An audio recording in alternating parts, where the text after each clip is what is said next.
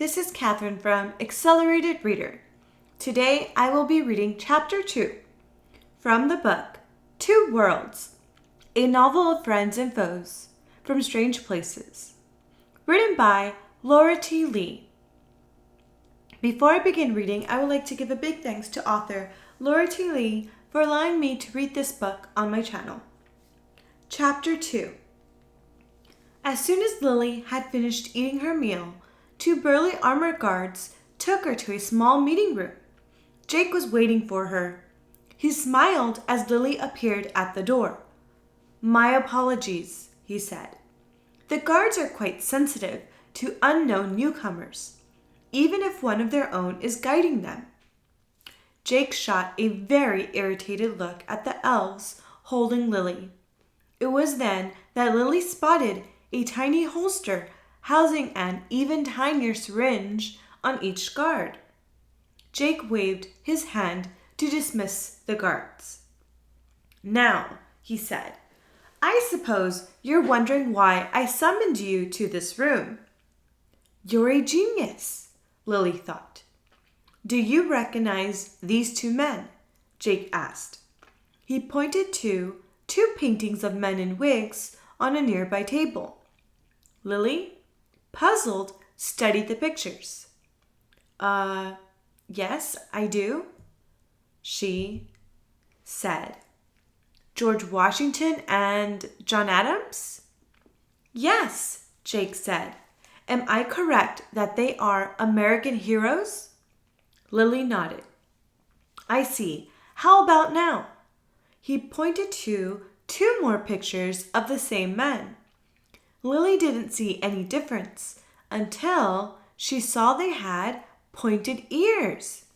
"Eep!" Lily covered her mouth as the sound escaped her lips. "They're aliens!" Jake sighed in exasperation. "Yes, these famous men were elves," he said. "They wore wigs to cover their ears, if you haven't guessed already. Tons of humans used to think that they were just old, but elves and pixies can live over 100 years old. I, for example, am 157 years old." Jake certainly didn't look like a 157-year-old person. He looked as though he were 25. Soon, Jake began to show Lily more pictures of famous humans. These profiles included Benjamin Franklin. "Oh, really?" "Abraham Lincoln." "That's weird." "Marilyn Monroe." "What the?" And the host of the show, Yo Gabba Gabba. Blue! 10 minutes later, a horrified Lily managed to exit the room. As she walked through the hall back to her living quarters, Lily's feet began to trip over one another. Her eyelids drooped with fatigue. Lily barely managed to stumble to her bed before falling over. She was asleep before her head hit the pillow, which was fine as long as she didn't snore. Boom! Lily sat up in bed. What was that sound? Boom! Boom! Crash! The deafening sound of splintering wood traveled down the hall. Lily flinched. Footsteps clomped down the hall. The noise stopped at the door next to Lily's.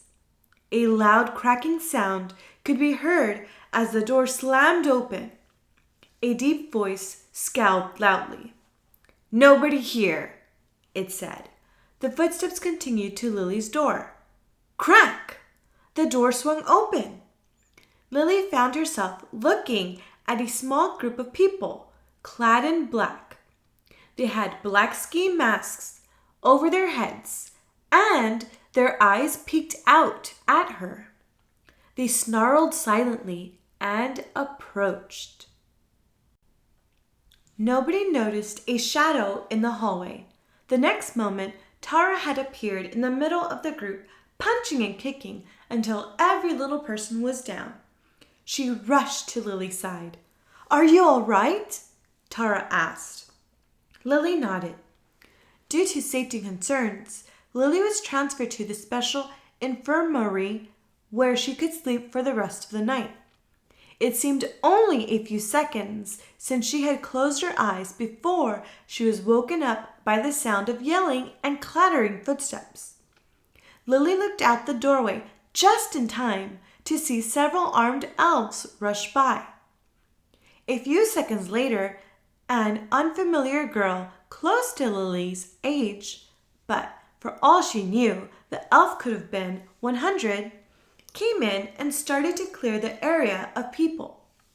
"What's going on?" Lily asked as the girl passed by. "The east wall has been breached, and the security guards aren't responding, so the infirmary must be evacuated," the girl said, looking at her. "That includes you, miss." Nope, Lily thought. When the girl wasn't looking, she swung her legs out of bed and raced out the open door. The hallway was strangely empty as Lily ran past random doors. She sprinted up a flight of stairs, turned a corner, and dashed straight into Tara.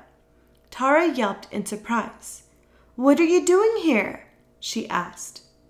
"I just wanted—" Lily started to talk, but her voice drained away as Tara's eyes locked on something behind her. Lily spun around on her heel.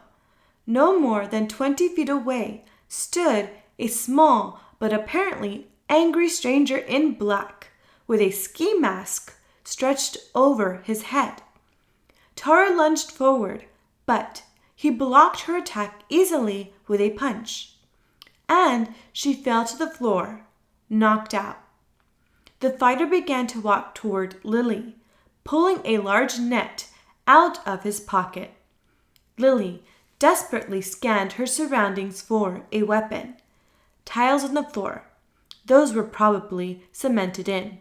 Torches on the wall. Lily snatched a torch from a nearby holder. The fighter raised its net. Lily wielded the torch. The net was tossed. Lily threw the torch. The net sailed through the air and Lily dodged, the trap clattering to the floor. The flaming torch brushed the fighter's arm, but that was enough. The fire spread over the yelping attacker. The fighter ran down the hall as fast as his little legs could carry him. Help arrived just in time to see a boot vanishing out of an open door. Stay tuned for Chapter 3. Thank you for listening. If you can't wait for Chapter 3, in the description below, I have included links where you may find and purchase this book. Thank you for listening.